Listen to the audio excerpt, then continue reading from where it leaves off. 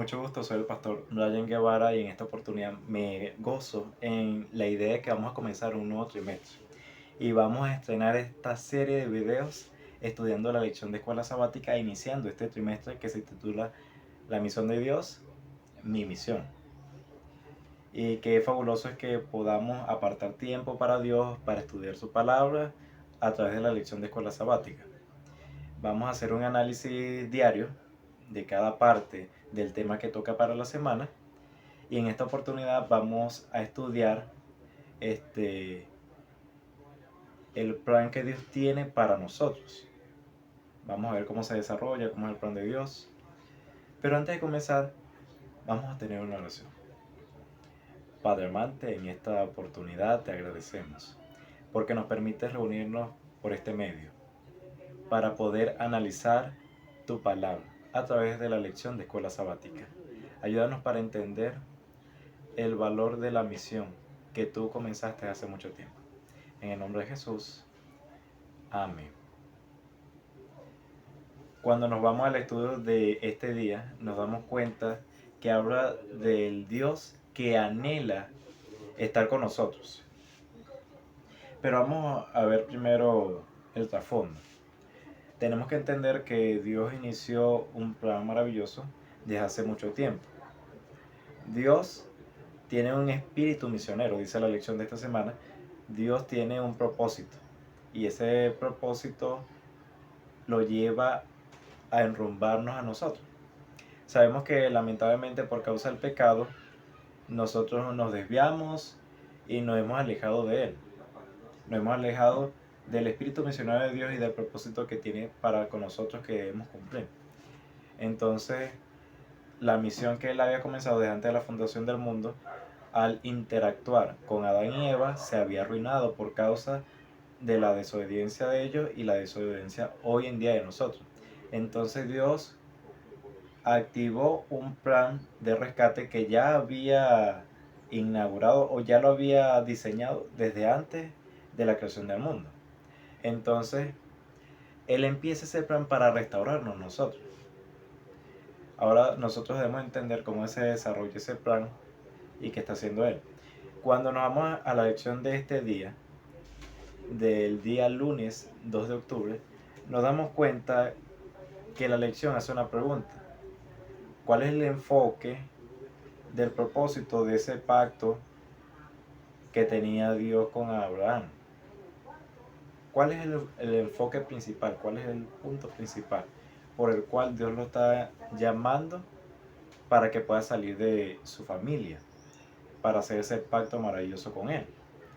Entonces nos damos cuenta que nos invita a leer 3 citas, 3 versículos, y el primero se encuentra en Génesis capítulo 17, versículo 7, que dice de la siguiente manera: estableceré mi pacto contigo y con tu descendencia, como pacto perpetuo, por todas las generaciones. Yo seré tu Dios y el Dios de tus descendientes. Cuando nos dirigimos al siguiente versículo que nos invita a la lección de esta semana a leer, encontramos que es el capítulo 26, versículo 3.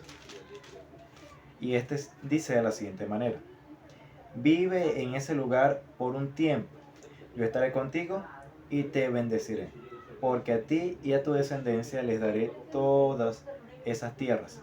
Así confirmaré el juramento que le hice a tu padre Abraham. Y nos vamos a la última cita que se encuentra en el capítulo 28, versículo 15,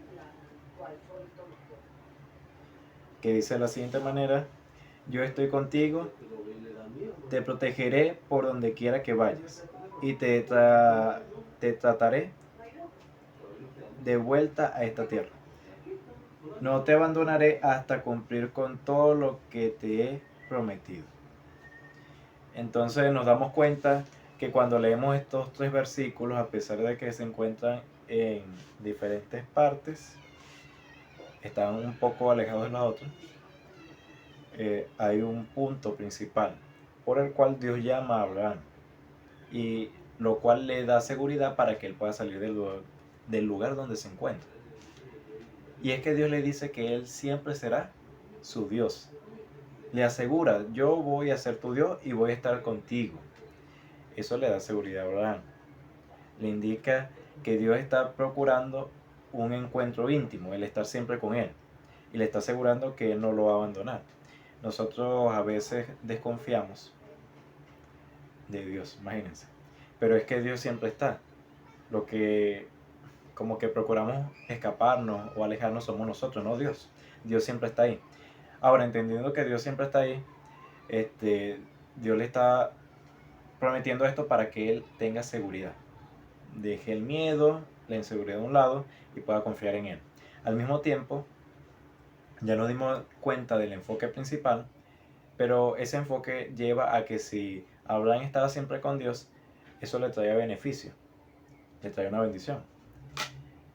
Y es que iba a poder morar en la tierra que Dios le estaba prometiendo. Sea un beneficio, una bendición. De la intimidad, del encuentro, de la relación que tenía con Dios.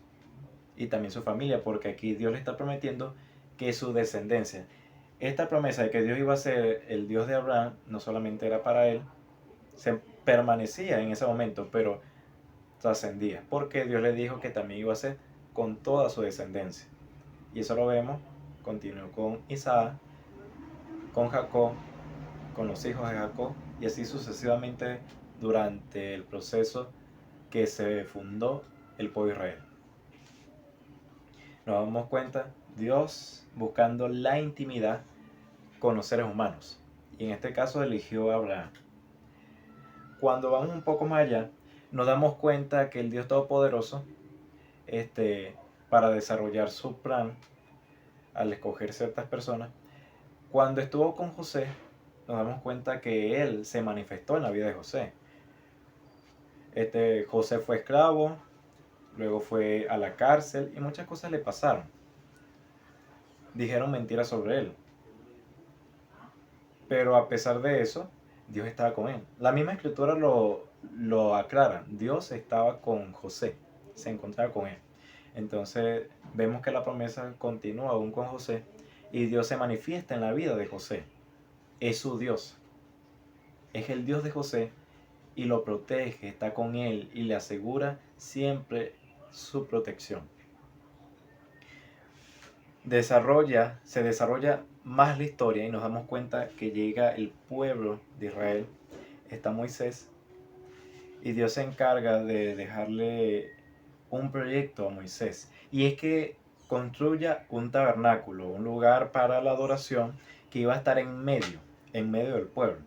Nos damos cuenta que cada tribu estaba alrededor del tabernáculo. Y ese tabernáculo era el lugar donde Dios iba a morar. Construirme un tabernáculo, un santuario, un lugar para la adoración, para que yo more entre ustedes. Qué maravilloso, Dios está procurando un medio para morar con el ser humano. A pesar de que el ser humano es pecador y no podemos acercarnos a él. Pero Dios procuraba acercarse a nosotros. Eso lo vemos hasta en el proceso que se llevaba a cabo en el santuario, el proceso sacerdotal, el sacrificio. Todo tenía que ver con la intimidad entre Dios y el pueblo, entre Dios y el ser humano. ¿Por qué? Porque cuando se sacrificaba un cordero, un animal, era símbolo de aquel que iba a venir, de Cristo Jesús, de lo que iba a padecer el Señor por nosotros, para restaurarnos del pecado. Y nos damos cuenta que cuando el Señor Jesús vino, le dio cumplimiento a todas esas cosas. Y Él mismo, Dios, se hizo carne y habitó entre nosotros, dice la Escritura. Dios fue más allá y aún buscó más intimidad con el ser humano.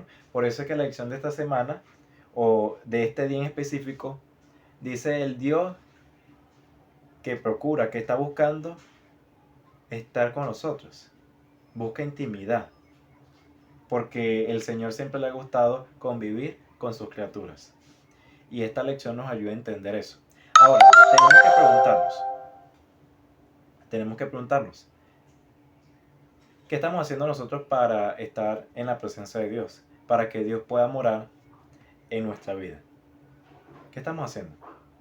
qué herramientas o qué estamos llevando a cabo para que eso sea una realidad en nuestra vida. Sería importante o sería bueno que en su hogar, en tu casa, puedas estudiar Salmo capítulo 15 y Salmo capítulo 24. Dos salmos que inician con una pregunta. ¿Quién puede morar en el monte de Dios? ¿Quién puede morar en la presencia de Dios? Cualquiera nos podría decir, no, nadie. Pero ahí da una lista, da dos listas por los dos capítulos de qué debería ser aquella persona que está en la presencia de Dios. Una lista se enfoca en lo que debemos hacer para con el prójimo y otra de lo que deberíamos hacer para con Dios. Entendiendo eso, nosotros tenemos que evaluarnos para ver cómo está nuestra vida para que Dios pueda morar en ella. Qué maravilloso es que podamos apartar tiempo para el estudio de la palabra de Dios. Y a través de la lección de escuela sabática, me encanta poder compartir contigo y poder reflexionar sobre la escritura. Qué bueno que nos podamos reunir y recuerda que la motivación, la determinación y la disciplina nos van a ayudar para que juntos podamos crecer.